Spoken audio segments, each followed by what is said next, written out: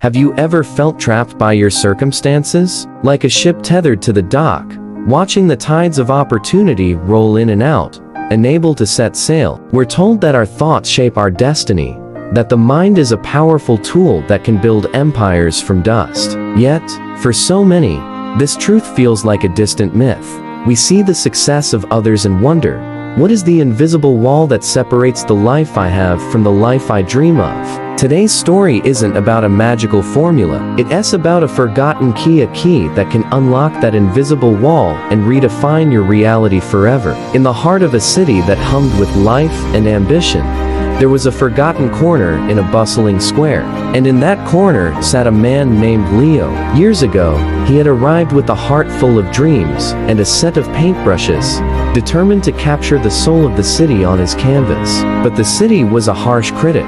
Rejection after rejection had chipped away at his spirit, leaving him with an empty easel and a hollowed-out hope. He no longer painted, he simply sat, a ghost in the vibrant square, surviving on the spare change of strangers who saw not an artist, but just another man defeated by life. His hands, once steady with creative fire, now trembled as he held them out, his gaze fixed on the cobblestones. One crisp autumn afternoon, an elderly woman, dressed with an understated elegance that spoke of a life lived with purpose, stopped before him. Her eyes weren't filled with pity, but with a piercing clarity. They bypassed his outstretched hand and settled on the dusty, vacant easel beside him. Leo, expecting a coin, was startled when she spoke. Her voice was quiet, yet it cut through the noise of the square. "Young man," she said gently, "you possess the tools of creation, yet you ask for what can be spent in a moment. Tell me, what value have you offered the world today?" Leo was taken aback. A flicker of his old pride stung by her words. "I have nothing to offer," he mumbled. "The world didn't want my art. I'm just trying to survive." The woman smiled, a knowing, compassionate smile. "Ah, but you see it backward. You are not meant to take from the world to survive. You are meant to give to the world to truly live. Survival is the shadow, but creation is the light." She reached into her bag, and for a moment, Leo thought she was reaching for her purse. Instead, she pulled out a single, pristine tube of crimson paint. She placed it in his hand. "The world doesn't owe you a living," she continued softly. "It offers you a canvas. Your self-worth is not determined by what people give you, but by what you choose to create. Start with this. Create something, anything. Don't do it for money. Do it to remember who you are." And with that, she walked away, disappearing into the crowd. That night, Leo didn't sleep. The woman's words echoed in his mind, louder than any jeering critic. He looked at the tube of crimson paint, a color of passion, of life, of a beating heart. For the first time in years, he didn't feel like a beggar. He felt a challenge.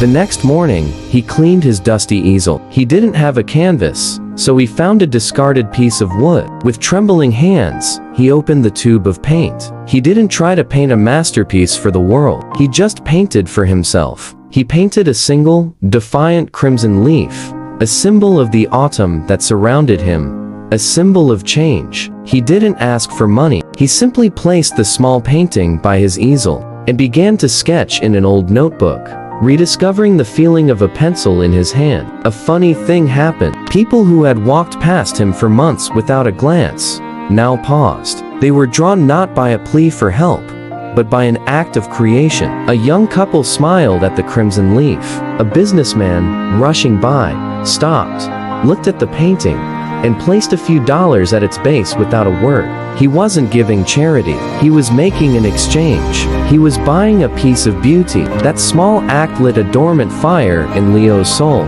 With the money, he didn't just buy food. He bought more paint, a blue, a yellow, a white. His corner of the square began to transform. Small, vibrant paintings of city life, of fleeting moments of raw emotion, began to fill the space around him. He was no longer waiting for the world to give him something. He was contributing to it, adding his color to the vast mosaic of the city. His confidence returned, not with arrogance, but with a quiet strength. People began to know him as the artist of the square.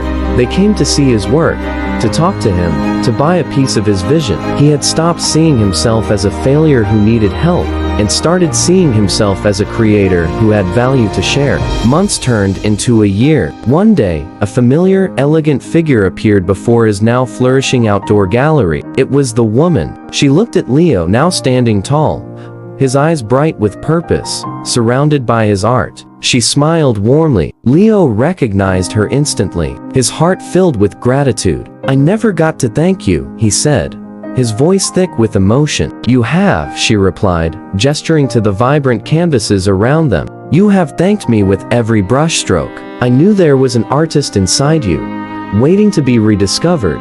Leo looked at his hands, no longer trembling, but stained with the colors of his new life. "I was so lost," he confessed. "I thought I was poor because my pockets were empty." He paused, then looked her directly in the eyes, a profound realization dawning on him. "But I was never poor in value. I was only poor in vision. I was blind to my own worth." The story of Leo is not just about painting. It's about the unseen canvas that exists within all of us. Life doesn't change when your circumstances change. Life changes the moment your mindset changes. You are not defined by your past failures, your current struggles, or what you lack. You are defined by the inherent value you carry within you, your ideas, your kindness, your passion, your unique perspective. For too long, you may have been conditioned to ask, "What can I get?" The most powerful question you can ever ask is, "What can I give?" Your worth is not a currency to be begged for. It is a treasure to be unlocked and shared. Stop waiting for the world to validate you. Validate yourself through your actions. Write that first page. Help that one person. Create that one small thing that only you can create. Because the moment you shift from a mindset of scarcity to a mindset of contribution, the invisible wall crumbles, the anchor is lifted, and your ship finally sets sail into the vast, open ocean of your true potential. Change your thoughts, and you will, inevitably, change your world.